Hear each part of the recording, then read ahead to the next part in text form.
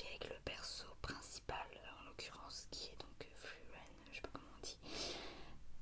Les autres, en vrai, je m'attachais un peu plus que à elle, je les aimais bien, mais j'ai pas trouvé ça transcendant, j'ai pas trouvé ça passionnant au point que j'ai envie de grave lire la suite. Donc en vrai j'ai revendu mon tome 1 et du coup j'ai pas prévu pour l'instant de lire les autres tomes. Je la garde en tête si jamais à un moment, mais il y a déjà tellement de livres à lire, vu que j'ai pas été plus happée que ça. Évidemment il y a toujours ce côté un peu quand même, on a envie de savoir le fin mot de l'histoire, mais là ça m'a pas passionnée, donc voilà. Donc c'est pas vraiment une mauvaise lecture, mais c'est pas la meilleure. Donc ouais, il y a déjà tellement de choses à lire que pour l'instant j'avais pas envie de continuer cette saga. Donc voilà, c'est un peu, je sais pas trop comment le définir parce que c'est pas nul mais c'est pas génial. Et en fait ils ont vécu une aventure qui a l'air d'avoir été sympa. Est-ce que ça aurait été plus intéressant qu'ils parlent de ça? Je trouvais justement le pitch intéressant du fait qu'on soit pas dans le moment le plus fantastique et dans le moment où il se passait le plus de choses, d'être dans le après, c'était intéressant. Bah au final ça l'a pas tant fait. Pourtant il y a quand même une quête, il y a quand même un minimum de suspense sans que ça soit non plus très ouf. Mais je pense que c'est vraiment le perso principal surtout qui a fait que j'ai pas plus accroché que ça.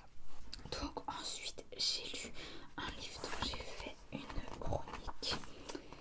Donc c'est un livre de la collection Ardeur qui, présenté comme elle est, semble très bien. Mais c'est le deuxième, je crois, livre de cette collection que j'ai lu et en fait ça l'a encore pas fait. C'est une collection qui est censée être des romans érotiques, plutôt à destination des adolescents ou très jeunes adultes. J'avais pas du tout aimé le premier, c'était Touche-moi je crois. Et là, La Chasse, j'ai été intéressée, pas que pour le côté érotique, mais aussi parce que, encore une fois, c'était Audrey Dussoufle des mots qui en avait parlé. C'était un livre, enfin c'est un livre qui a été écrit de façon à ce qu'on ne sache pas si le personnage principal, qu'on ne sache pas son genre. Donc je trouvais ça hyper intéressant. Moi-même j'avais essayé de... Enfin il y a une nouvelle dans mon recueil de nouvelles que j'ai essayé d'écrire comme ça, mais en fait à des moments j'ai pas réussi à trouver la neutralité totale. Et du coup je trouvais ça hyper intéressant déjà de voir comment l'autrice avait fait, comment elle s'était débrouillée, tout en ne cachant pas la lecture quoi, ni la fluidité, ni le plaisir. Et aussi de voir, comme le disait Audrey, de se questionner sur comment on imagine et on réagit.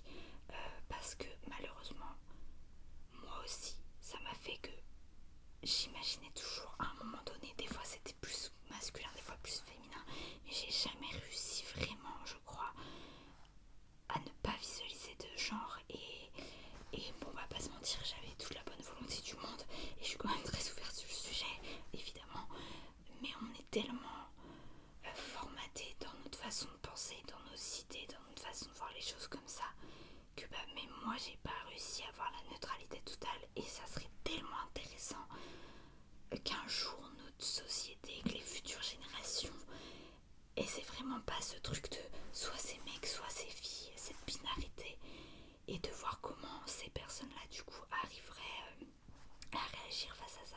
Parce que voilà, j'ai beau avoir essayé, il y a des moments j'ai quand même, sans le vouloir en fait, là je pensais à un mec, là je pensais à une fille, alors pas tout du long le même genre, mais j'ai pas réussi à ne pas mettre de genre sur la personne et ça m'a saoulé de pas y arriver, voilà, je me suis dit mais t'es trop nul quoi. Mais en vrai c'est pas, même en y mettant de la bonne volonté, voilà, je veux pas dire que c'est impossible, il y a peut-être des personnes qui y arrivent, mais je suis encore trop formatée. Et pourtant après, à chaque fois que je réagissais, je me disais mais non arrête. Mais voilà, mais je trouvais l'idée hyper intéressante, donc pour ça le livre est quand même super pour tous ces détails là. Mais après l'histoire en elle-même, ça l'a pas fait. Donc ça s'appelle La Chasse de Maureen Desmailles. Désolée si ça se prononce pas comme ça. Encore une fois, je n'ai pas trouvé par qui a été fait la couverture. Il faisait 240 pages, donc un petit livre. En genre, j'ai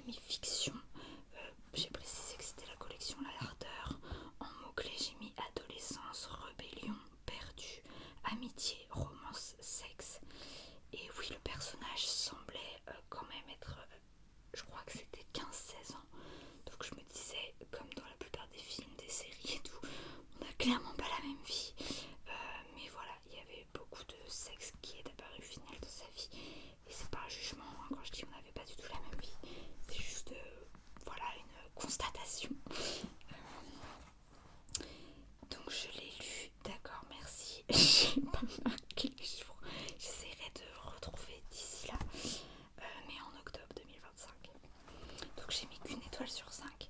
Je n'ai pas trop aimé l'idée du personnage sans genre, donc est géniale et très intéressante à lire, même si j'ai noté 2 fois l'utilisation du masculin au lieu de la neutralité totale. Et vu le comportement que j'ai trouvé totalement immature de ce personnage principal, j'ai quand même plus souvent visualisé un garçon. Désolée, mais voilà. Après, à ce moment-là, je regardais une série où c'était des personnages féminins et ouais, c'était complètement mais immature, je trouve, et débile. Voilà, elles agissaient, mais vraiment, c'était n'importe quoi. Et du coup, j'ai comparé, je me suis dit, bon, bah, comme quoi ça pourrait très bien être des filles, hein. Mais voilà, pour être tout à fait honnête, j'ai plus souvent visualisé un garçon, même si à des moments, c'était pas le cas. Parfois, du coup, je me forçais à avoir une fille pour compenser un peu. Mais comme je vous le disais, j'ai jamais vraiment réussi à avoir la neutralité totale. Mais ça m'énervait le fait de forcément devoir choisir l'un ou l'autre, car j'étais pas habituée autrement. Et surtout dans les scènes de sexe, en fait, c'est le moment où j'arrivais le moins à être neutre. Peut-être qu'à d'autres moments, j'y pensais moins au genre. Mais pendant les scènes de sexe, qui étaient d'ailleurs beaucoup mieux que dans les autres livres de l'ardeur que j'ai lus, enfin, je crois que j'en ai eu qu'un autre. Mais ouais, dans les scènes pardon, de sexe, bah du coup, là c'était même plus le genre, c'était le sexe en fait que je devais, entre grosses guillemets, visualiser. J'étais là en mode, bah ouais, mais il fait ça sur un gars ou sur une fille, et du coup ça se passe comme ça, ou ça se passerait comme ça. Et voilà, ça m'a énervé tout du long d'être toujours un peu en train de choisir parce que je n'arrivais pas à être neutre totalement. J'ai été déçue. Ah oui, alors je veux pas trop spoiler, mais en gros, Audrey, quand elle avait présenté le livre, elle avait parlé d'une relation à 3. Et bon, écoutez peut-être pas ce passage si vous ne voulez pas du tout être spoilé, mais du coup, j'avais cru comprendre qu'on se retrouvait face à une vraie relation à 3. Voilà, les 3 personnes sont amoureuses entre elles, ou pas forcément amoureuses, mais attirées, et pas qu'il y ait 2 qui soient attirés d'une et que cette autre personne sorte du coup avec les 2 autres, mais les 2 autres entre eux ils sortent pas ensemble. Ça peut aussi arriver et c'est pas une critique, c'est très bien. Mais là, moi je m'attendais vraiment à un truc où les 3 étaient vraiment attirés les uns par les autres, pas plus par un que par l'autre, et qu'il y avait vraiment un truc entre eux. Et en fait, j'ai été déçue que ça soit pas une vraie relation à 3 comme du coup j'imaginais, parce que pas du tout. En fait, là il y a le personnage principal qui sort avec 2 personnes différentes qui elles sortent ensemble entre elles, mais c'est particulièrement la fille qui n'est pas au courant en fait du reste, et du coup en gros il y a des tromperies quoi. Et moi j'ai pas du tout supporté et aimé ça, surtout qu'on peut totalement faire autrement.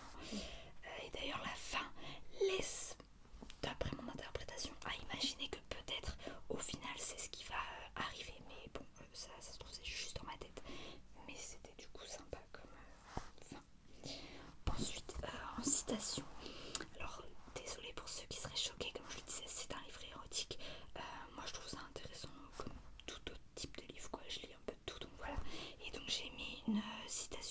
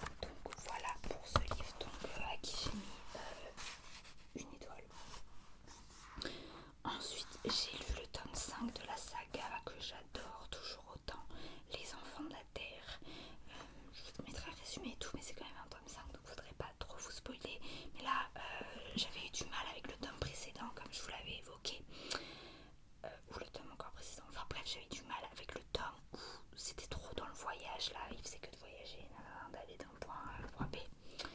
Et j'avais du mal, c'était très long. Donc là, il y a toujours, comme dans tous les tomes de cette saga, malheureusement, le défaut qu'il y a beaucoup trop de descriptions à mon goût.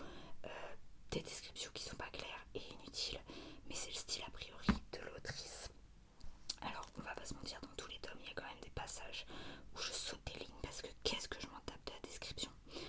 Mais sinon, c'est vraiment génial. Et donc là, ils sont arrivés à leur destination qu'ils voulaient atteindre. Ils sont plus censés bouger. Après, il reste, je crois qu'il y a 10 tomes au total, donc il en reste quand même 5, donc on verra. Mais là, on rencontrait des nouvelles personnes. Voilà comment ça se passait, c'était mieux. Il y avait quand même moins de descriptions que dans le moment du voyage. Il y avait les rencontres avec les gens, la nouvelle culture, les nouvelles habitudes. Donc j'ai vraiment beaucoup aimé ce tome. Et j'ai très hâte de la suite. Mais comme c'est quand même, c'est des gros pavés, donc c'est long. Et puis c'est un peu long. C'est très, un peu comme un repas qui pèse bien lourd sur l'estomac. Mais tout en étant très agréable et très bon. Comme je vous le dis, j'adore cette saga. J'aime toujours autant le fait que ça parle de la préhistoire, d'apprendre sans savoir si c'est vraiment la réalité, mais d'apprendre sur cette période, de suivre la vie de gens à cette période. Mais je trouve ça génial et l'autrice elle est tellement forte, d'autant plus que ça se trouve c'est n'importe quoi ce qu'elle dit, c'est pas du tout comme ça que ça s'est passé, mais ça a quand même totalement, ça a du sens de fou, ça explique des choses, ça pourrait tellement être ça la vraie explication. Et si jamais c'est elle qui a inventé, mais elle est trop forte, et même son histoire en général elle est trop forte, et c'est à la préhistoire mais ça parle grave de féminisme et tout, enfin franchement c'est génial. Le seul défaut c'est les descriptions, et donc j'ai très hâte de découvrir la suite, mais je fais des pauses entre chaque tome parce qu'ils sont quand même très lourds, très longs, et si j'enchaînais clairement ça serait plus aussi, je prendrais beaucoup moins de plaisir, ça serait moins agréable, et je ne veux pas gâcher le plaisir de cette lecture. Ensuite, j'ai lu mon premier livre de Maxime Chatham, qui n'est pas un auteur vers qui je vais habituellement parce qu'il écrit des choses un peu genre horreur, qui ont l'air d'être horribles, de faire très peur, et moi je suis beaucoup trop sensible pour ça. Donc voilà, c'est pas une critique envers l'auteur, c'est juste qu'a priori c'est pas mon style, même si, comme je le disais, j'avais jamais testé. Mais là, celui que j'ai lu était plutôt casé dans dans la catégorie policier. Moi j'aurais plutôt mis ça en science-fiction, j'ai pas compris pourquoi c'était mis dans policier dans ma bibliothèque. Clairement j'aurais mis dans science-fiction. Et donc je lui ai fait une petite chronique très belle je trouve. J'ai bien réussi, j'ai bien réussi la couve qui est très ressemblante je trouve à la vraie, que je vous mettrai en photo. Et j'ai réussi à trouver un crayon or parce que vous savez à chaque fois je fais les couleurs du livre à peu près, et du coup je suis trop contente, ça rend super bien. Donc ça s'appelle Luxe. Je précise que c'est un livre que mon ostéopathe m'avait conseillé. Il lit énormément comme moi, on est fan de lecture tous les deux, et donc à chaque rendez-vous on parle grave de ce qu'on a lu dernièrement, on se conseille des trucs et tout. Et donc celui-là ça datait parce que c'était l'année dernière, c'était pas cette année, je l'ai vu vers le mois de septembre, mais c'était vers le mois de novembre de 2024 du coup, parce que j'y vais une fois par an pour vaut mieux prévenir que guérir, pour vérifier que tout va bien, surtout que j'ai un boulot physique et qui pourrait facilement m'abîmer le dos, donc je préfère vérifier que ça va. Donc comme pour l'instant a priori je n'ai pas de soucis, je viens qu'une fois par an pour vérifier, donc voilà. Et donc il m'en avait parlé, vraiment il m'avait donné grave envie de le lire, j'avais lu ensuite le résumé et tout, et je l'avais mis dans ma liste sur ma bibliothèque, mais j'ai tellement de livres à lire que je ne l'ai lu que maintenant. Donc Luxe de Maxime Chatham, j'ai réussi, cette fois il y avait écrit, donc là je suis très contente, les illustrateurs et trices, donc je pense que c'est leur nom, et pseudo, parce que le dernier c'est un peu bizarre, je sais pas pourquoi c'était comme ça, mais bon bref. Donc Anna Bliok, Kovalov, Anatoly et Ricochet 64. Sérieux, c'était vraiment écrit ça, donc voilà. 505 pages, genre j'ai mis roman, fiction, mots-clés, j'ai mis dystopie, futur, science-fiction, famille, avenir, et je l'ai lu du 15 novembre au 24 novembre 2025. J'ai mis 2 étoiles sur 5. Je vais vous expliquer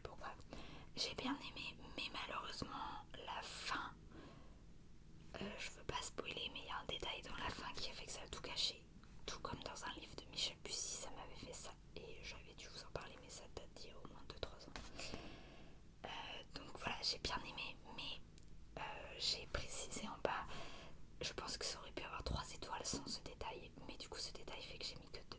Donc j'ai bien aimé, mais malheureusement la fin avec un... Je vais pas spoiler, mais quelque chose qui se passe avec un chien à tout gâcher. Par contre j'ai apprécié beaucoup les 2 fins possibles, donc en fait il y a une fin très ouverte où on ne nous explique pas une chose, et donc c'est à nous de laisser libre cours à notre imagination.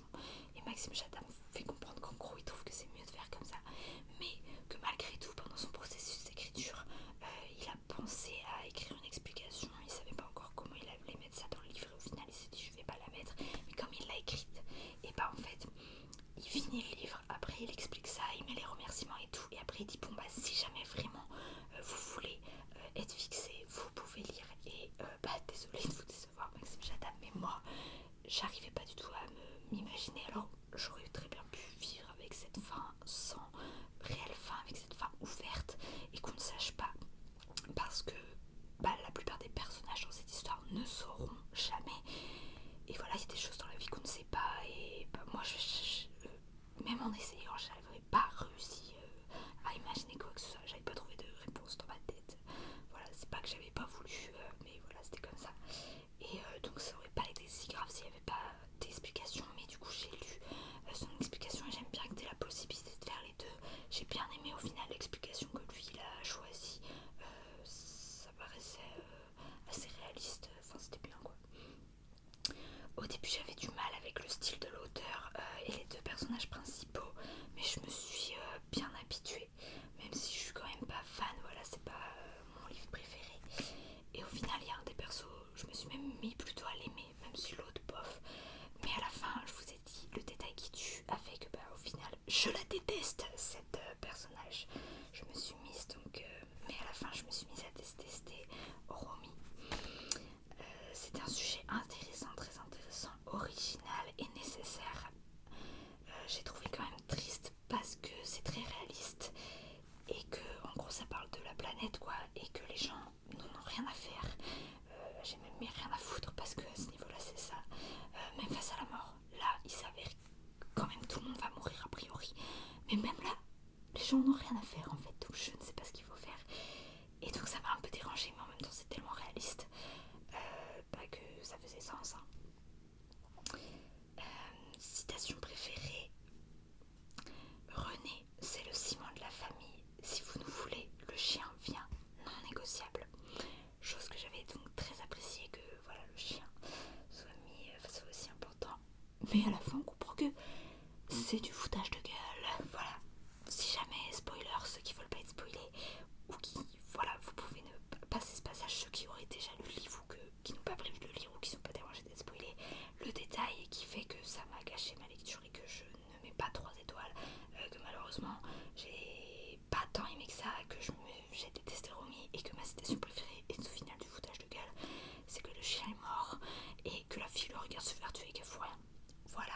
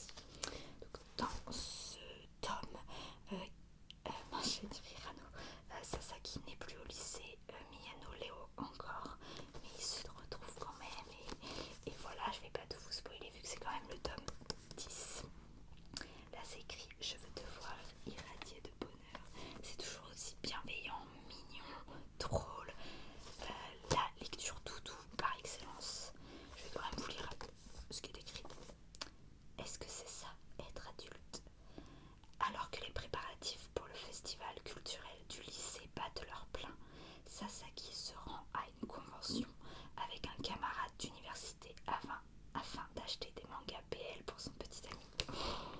Il est parfait, c'est trop mignon. Ils sont parfaits, leur relation